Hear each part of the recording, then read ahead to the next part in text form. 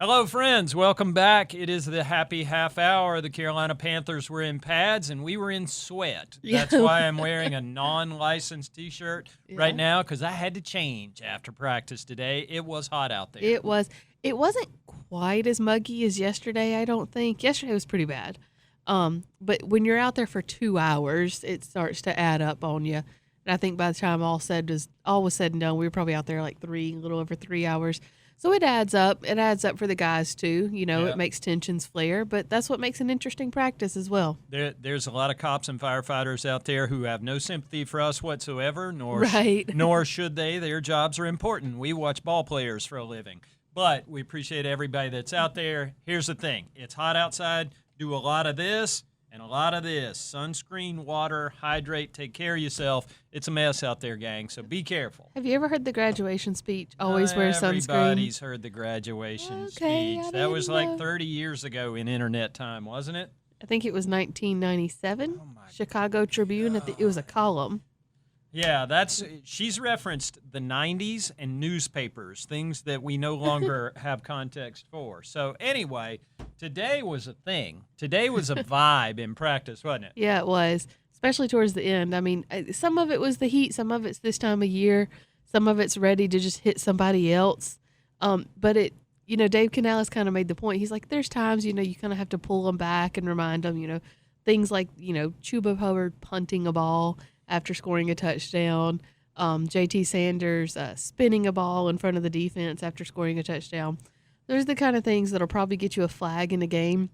So Canales was like, I have to pull him back. And he's like, but I secretly love it as well. Yeah, he does. I mean, Dave might not be a great poker player ever. I'm not sure, because you could tell from the moment he started talking about that sequence, you as a coach, you have to say, you're obliged to say, now don't get penalties, boys. Right. We have to be smart in addition to tough. But he's like, when JT Sanders scores one on Jaycee Horn and gets up and spins the ball on him, he's like, oh, yeah. Yeah. But that sequence. And again, this all started with this guy right here. Yeah. JC is like a narrator for the entire defense. He will not shut up during practice, and he has been on one all camp. I mean, we talked a lot about kind of the friendly banter between him and Bryce all through OTAs, and that was fun. And, when it's June and May and you're running around in shorts, that's one thing. But when they're out there in pads, they're popping. I think we have to remind people from time to time, because we forget, Jaycee Horn is also large. Yes. In addition to being fast and really good at covering people and stuff like that. So Jaycee ain't one of these cornerbacks that's scared of putting pads on and hitting somebody.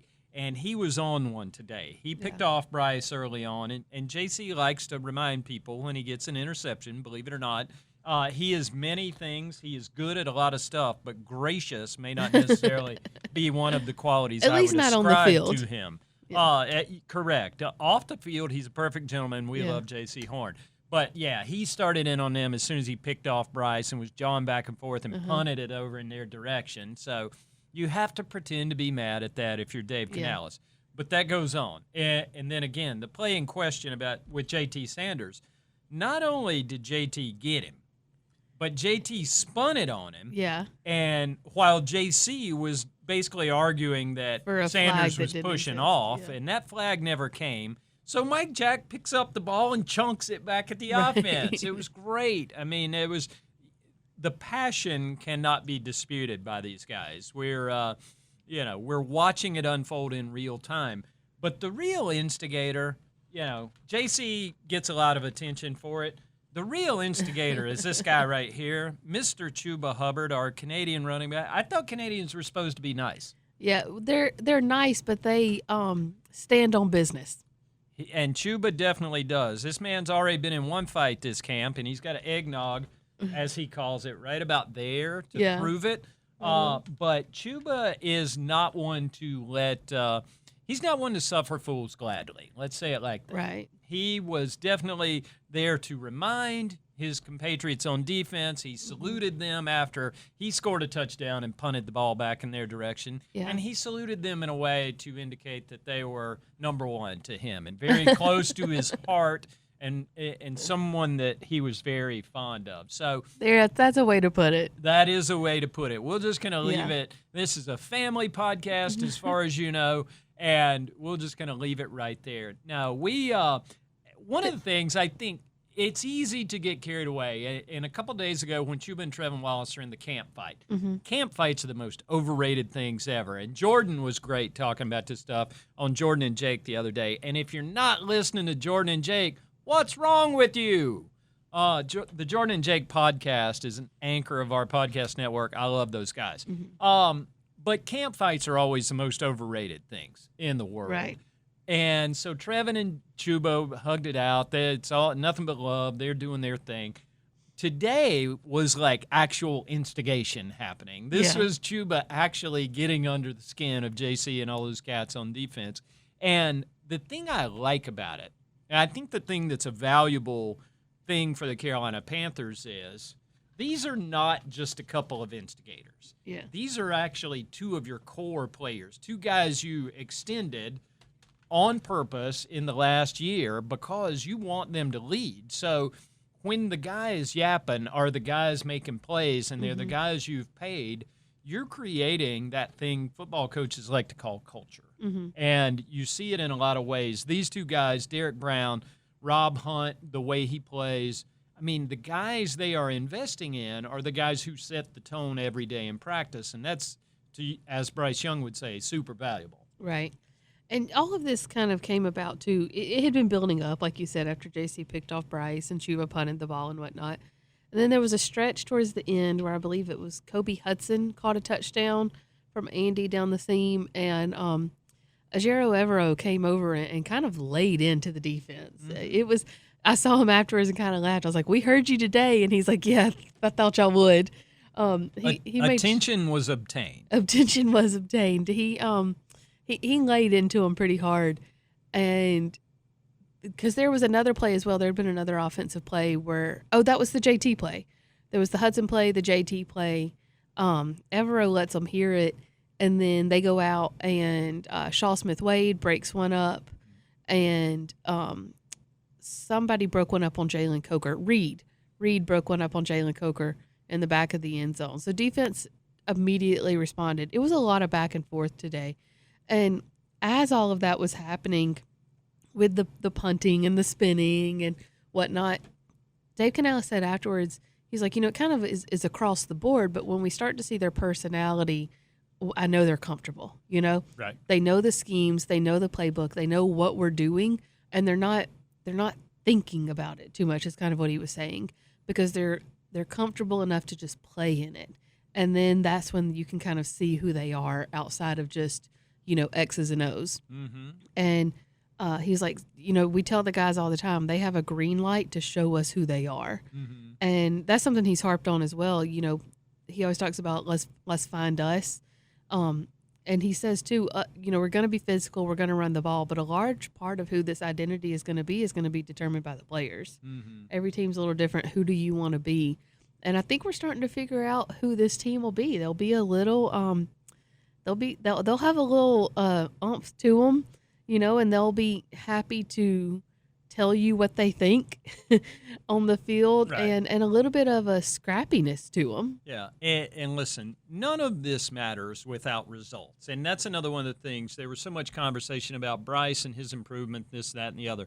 Bryce being confident through the offseason was born out of Bryce putting some points on the board during the regular season last year, and so this is a team that is starting to figure out a personality. And again, no matter what, the Carolina Panthers are built to run the ball. I know they've spent their last 2 first-round picks on receivers, and you can take care of Bryce that way, and that's all well and good.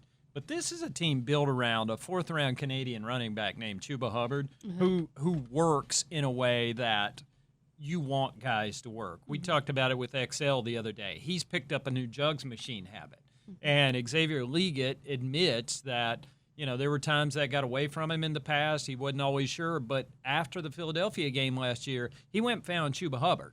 And that's the guy you want to model yourself after in the way that you work. I'm going to go back real quick to something you were just saying about Bryce and jump in here. talking about him finding that confidence. We saw it with JC during OTAs, but then today there was a play where there was nothing really there. So Bryce took off, and I thought he had it. I thought he was going to run for a touchdown. He was about a yard short, and Nick Scott comes up and just boom. I mean, took care of him. He didn't take him to the ground or anything, but he let Bryce feel it and made sure he knew he wasn't getting to the end zone.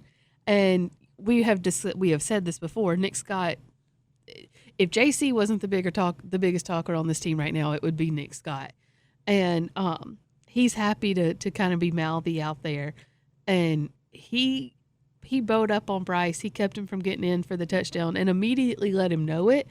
And Bryce, instead of, might in the past would have turned around and just kind of walked away from it. Right. Instead, he bowed up on Nick as well. Yeah. And T-Mac, talk about your first-round receivers taking care of your quarterback. He did in that instance.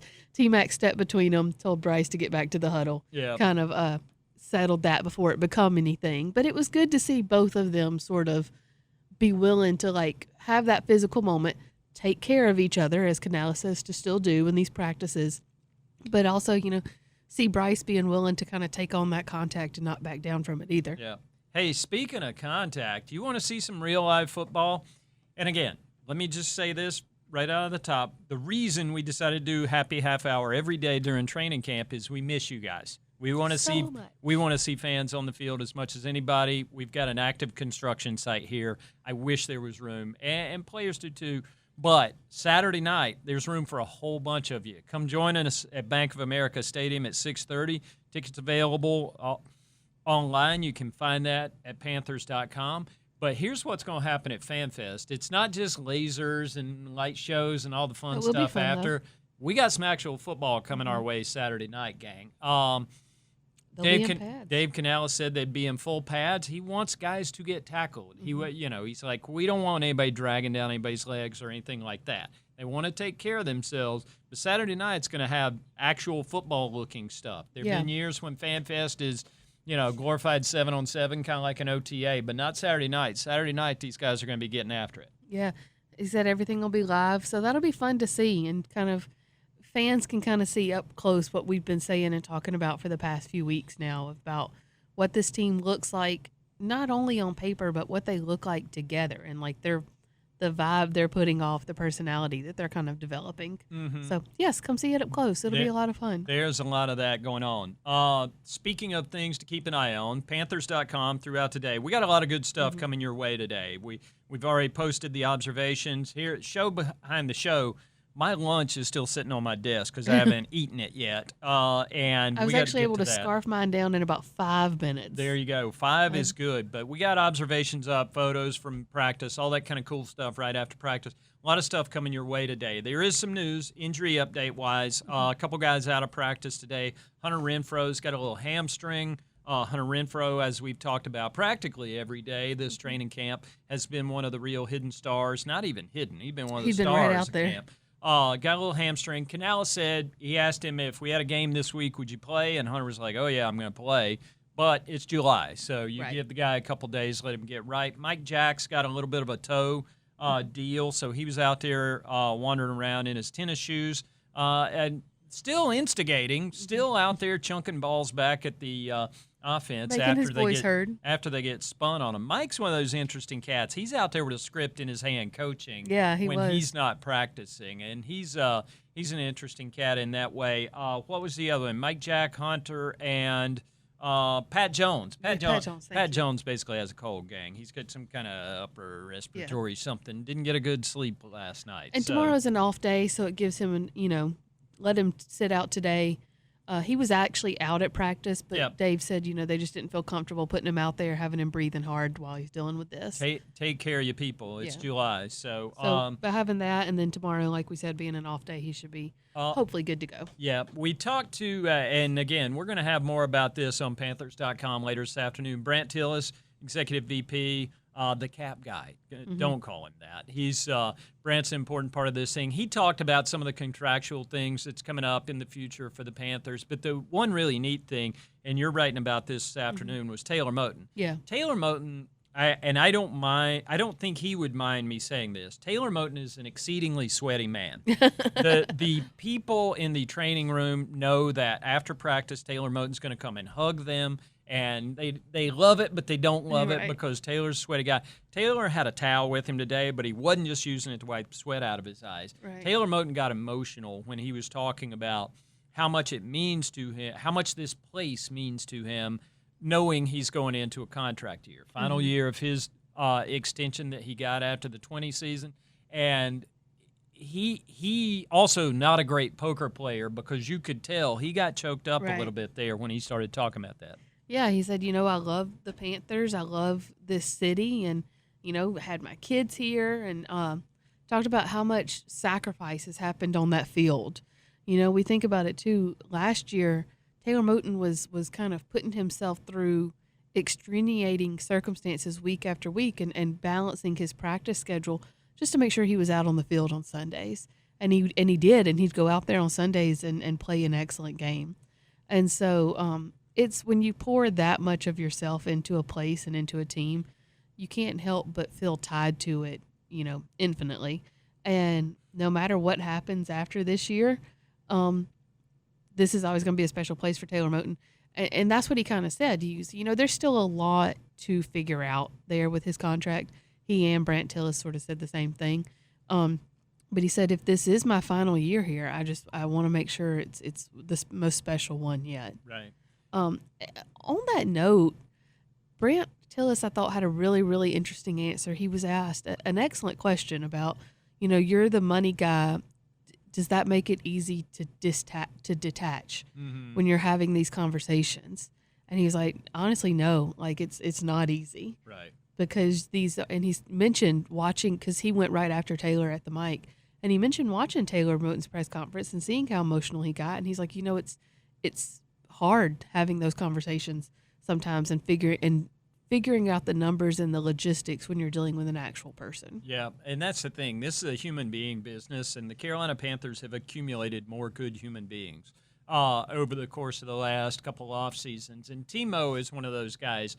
I love talking to him, writing about him, because he's so in the moment at all times. And he's also kind of become the conscience of this place. At training camp, he's the guy who tells people to pick up their dirty towels out the locker room. Yeah. He wants to keep a clean environment. He looks after the other guys. I mean, you go out and spend $100 million on Rob Hunt to plant next to him, and it's easy to overlook. But Taylor was kind of the conscience of this place for a long time, and has sort of shepherded this team through some transitions. Mm-hmm. And he was around here when things were better. He referenced playing with Cam Newton today and getting nicknames from Cam.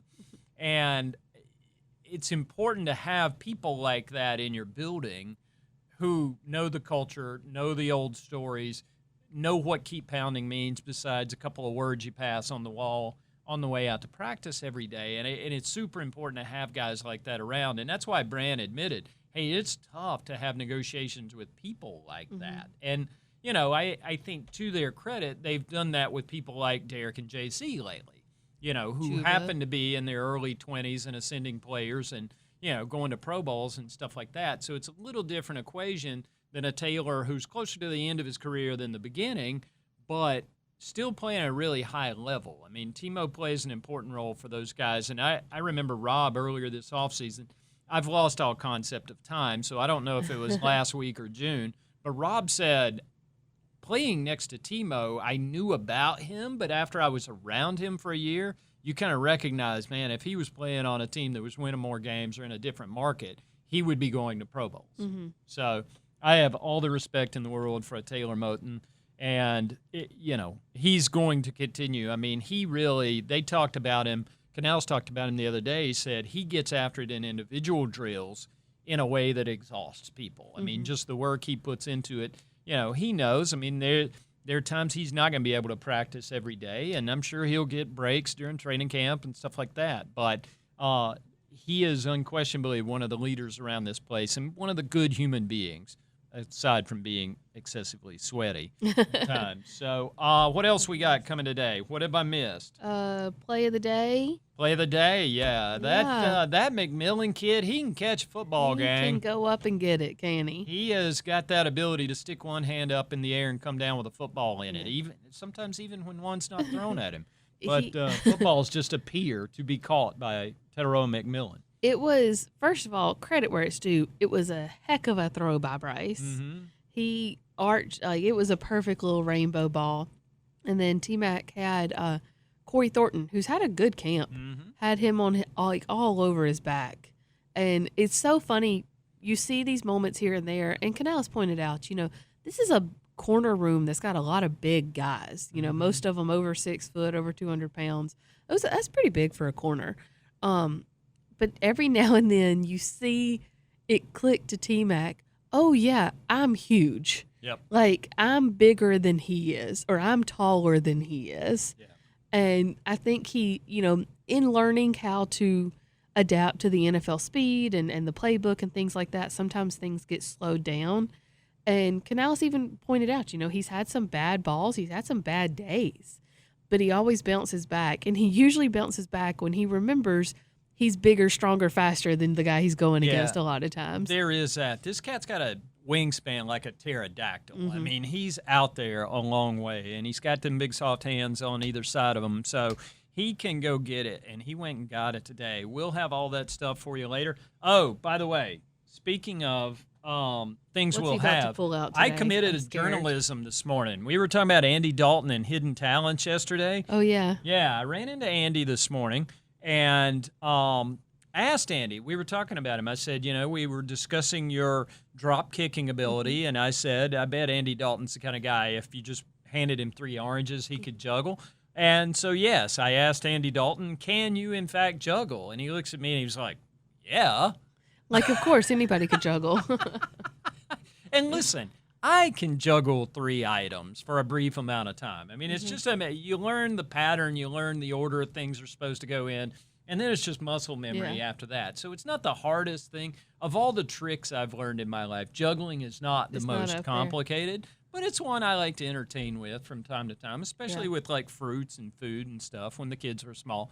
But yes, Andy Dalton can in fact juggle. I found out something about the drop kick thing yesterday too. Yep. Ran into Andy and Bryce when I went down to get my afternoon coffee. Mm-hmm. And Bryce does not drink coffee, I learned. Of course he does. He was there to support Andy as he got his. They were just hanging out, and we were talking about the drop kicks and asked Bryce, did you see his drop kicks? And he's like, yeah, you didn't see me? I was his ball boy. And he was who was running back there getting the balls for him. I was like, to be honest, Bryce, I didn't notice you doing that. That's right. But, that's culture right there. When your number 1 overall pick quarterback will also shag drop kicks for the backup during a break in practice. So all good things. All good things. So busy Wednesday. We're going to take tomorrow off. We got Leagues Cup soccer here at the stadium tomorrow and no practice anyway. So we're going to take a day off from the happy half hour. We will see you back here on Friday. And we'll talk more about that upcoming FanFest. Get your tickets now. Go to Ticketmaster. Get those. It's going to be a good time. Yeah. We will see y'all later on this week here on the Happy Half Hour.